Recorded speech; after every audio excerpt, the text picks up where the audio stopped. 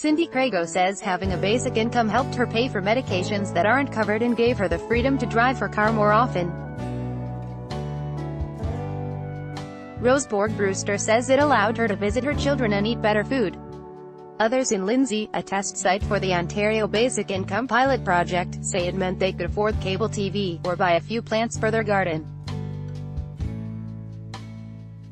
More than 100 protesters showed up for a rally at Lindsay Memorial Park on Tuesday to decry the provincial government's decision to prematurely end the Basic Income Project. Bill Hodgins, Metroland, they had hope, they had a better life, and now they are unsure what to do.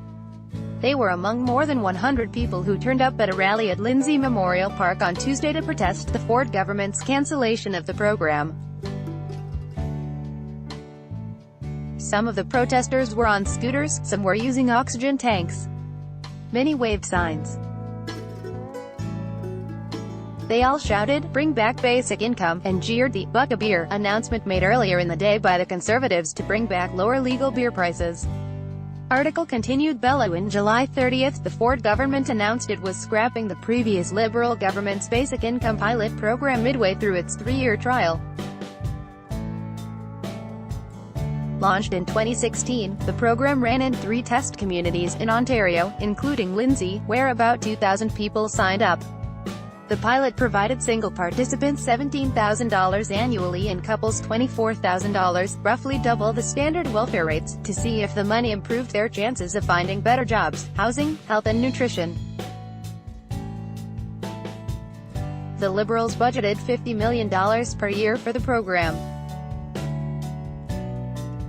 More, Ontario government scraps Basic Income Pilot Project, limits welfare increase to 1.5%. Social assistance cuts likely to get worse. See a short history of the poverty-busting power of basic income. Social Services Minister Lisa MacLeod would not reveal a date for the program's end, but promised an unspecified, lengthy and compassionate transition period.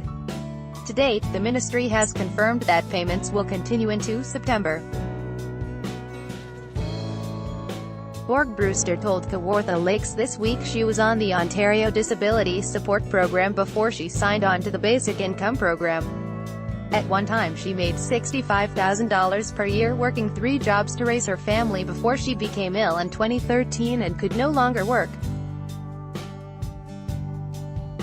Now, I get about $11,000. What does that tell you? Article continued below. Brad Linden says the government did it ass backwards.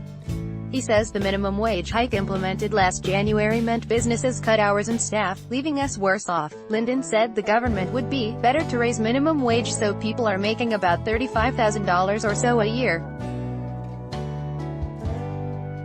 Then they pay more taxes, which can be used to increase social assistance programs. That would make it better for everyone all around. Several anti-poverty activists spoke at the rally about how a basic income guarantee benefits society, saying it translates to people eating better. Many recipients said they no longer use food banks as they can afford to shop at grocery stores, and a better sense of well-being. Cheers went up for Kawartha Food Coalition co-chair Mike Perry, who said basic income is about every single one of us. We need a social safety net if we fall on hard times. There is no such thing as a perfect system, Perry added. Getting about $1,000 per month on ODSP is not living, it's existing. This is nonpartisan, all 3 parties committed to seeing this through, he continued. We hear a lot about the cost, but poverty is costing us now. Physician Jill Kane said poverty is a critical issue that has an impact on both physical and mental health. The people coming to her office aren't lying on a couch drinking beer and watching Netflix, she added. Kawartha Lakes Mayor Andy Letham also spoke, saying, I'm not speaking in my capacity as mayor when I say this, but it was a really SY thing the government has done. People made plans.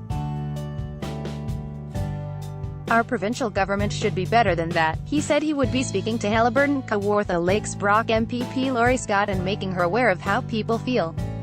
He'll also be attending a conference in Ottawa next week where he might get the chance to speak with Premier Ford. All of the speakers encouraged the crowd to contact their local councillors, the mayor and MPP to voice their objections, with the ultimate goal of having the program reinstated.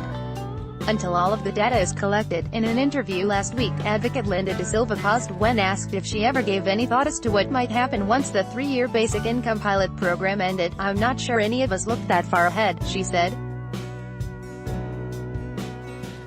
"We were just so excited to be able to live to get back on track.